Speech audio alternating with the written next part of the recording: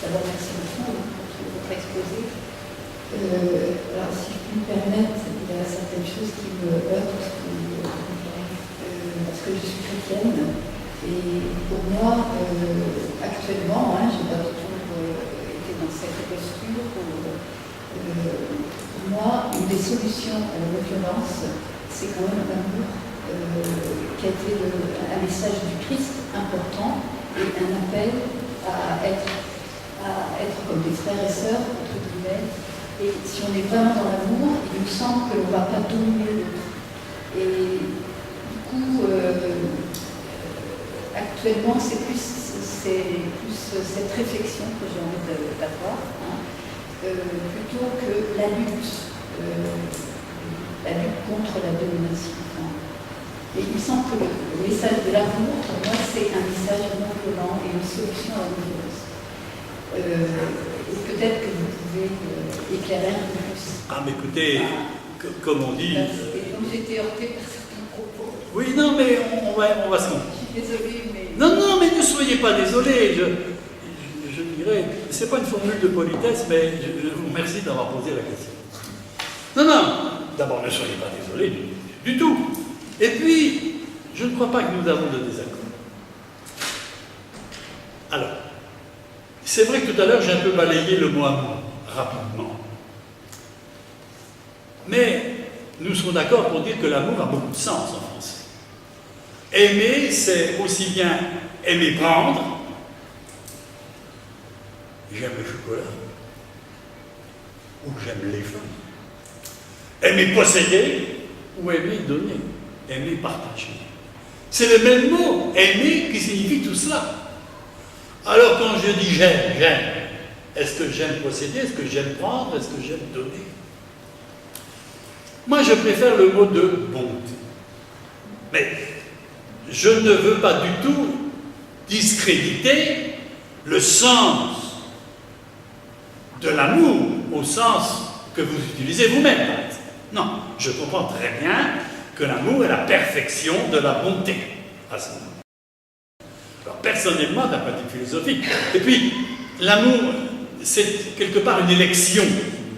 Enfin, aimer tous les hommes, j'aime tous les hommes, j'aime tous les Chinois, surtout tous les Chinois en prison, et surtout le prix Nobel de... C'est facile quelque part, aimer. C'est pour ça que l'exigence de l'amour dans l'Évangile, c'est l'amour du prochain. Comment je fais pour aimer le lointain? Les dissidents de l'Empire soviétique, nous y sommes allés. Parce que nous avons pris notre voiture et nous sommes allés en Pologne, nous sommes allés en Tchécoslovaquie. Quand, enfin, je ne vais pas parce que j'ai une conférence sur la réticence des pays de l'Est, mais ce n'est pas notre propos direct. On pourra y revenir. Mais vous avez raison, le sommet de l'enseignement chrétien, d'un point de vue athée, c'est l'amour de l'ennemi. C'est l'amour de l'ennemi. Il n'y a pas de plus haute perfection morale que l'amour de l'ennemi. Alors, vous vous rendez compte, quel paradoxe! Comment aimer son ennemi? Alors, il faut être prudent, n'est-ce pas, quand on parle de l'amour des ennemis. Si je suis en Palestine et que je demande aux Palestiniens d'aimer les Israéliens, il ne s'agit certainement pas d'avoir une disposition amoureuse.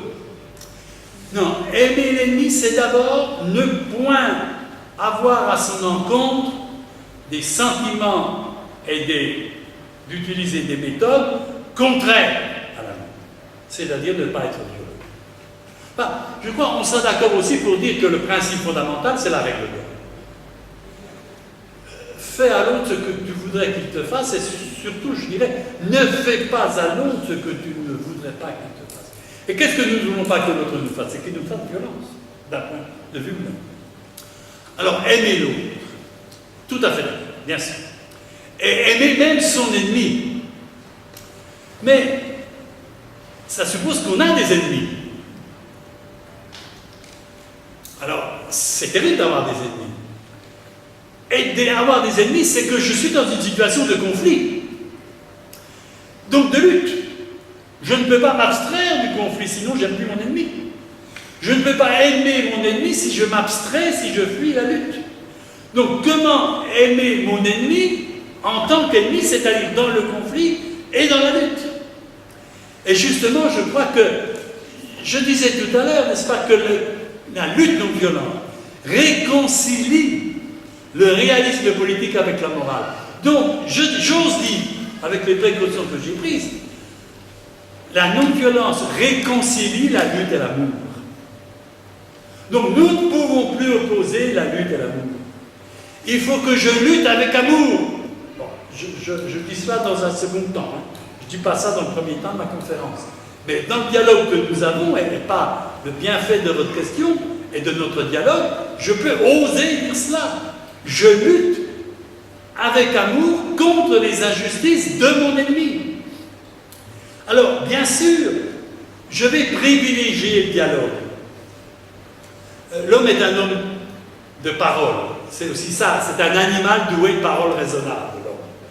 On a ça chez Aristote, on a ça chez tous les philosophes. Et donc, il faudra toujours que la lutte ait pour finalité le dialogue, bien sûr.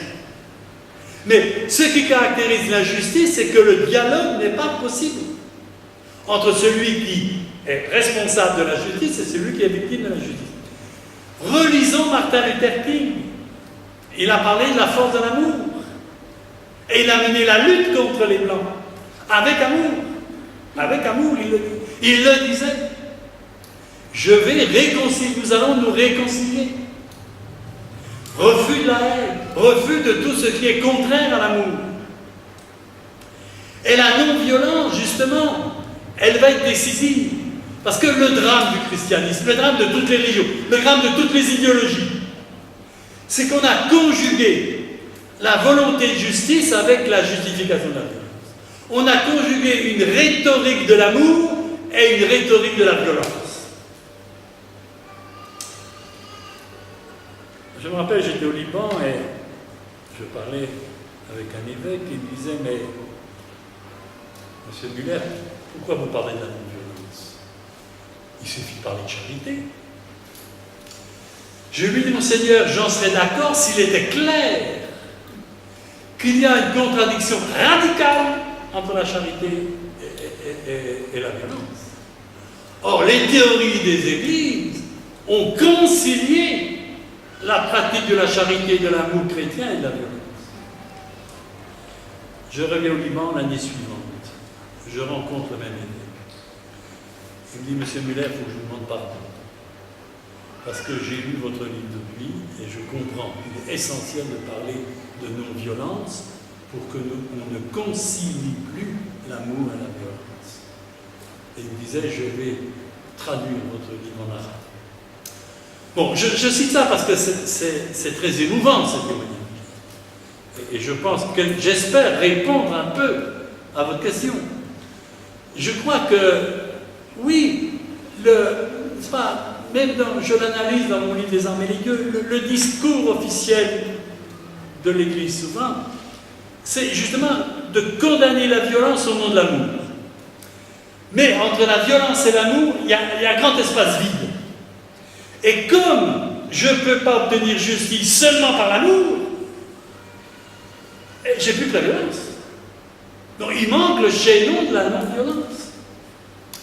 Je me rappelle aussi des Palestiniens.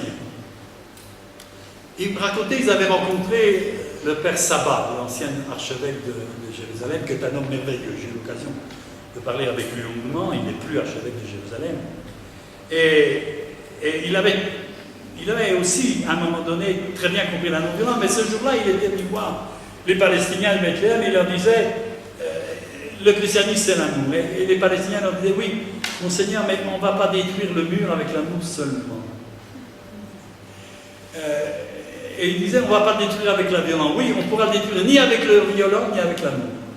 Et bien donc, il faut le détruire avec la non-violence. C'est différent. Justement, le mur de Berlin est tombé en 89, il ne s'est pas effondré tout seul. Il n'a pas été détruit par les armes de la violence de l'Occident, il a été détruit sous la pression de la résistance des femmes et des hommes des sociétés civiles. Rappelez-vous Solidarność, Solidarité, c'est extraordinaire cette lutte de Valaisan. Rappelons-nous Václav Havel en Tchécoslovaquie. Cet homme extraordinaire, n'est-ce pas, qui voulait justement opposer la force de la vérité à la force du mensonge dont il pensait qu'elle était le fondement du totalitarisme. Bon, je pense qu'on a avancé un peu dans notre compréhension.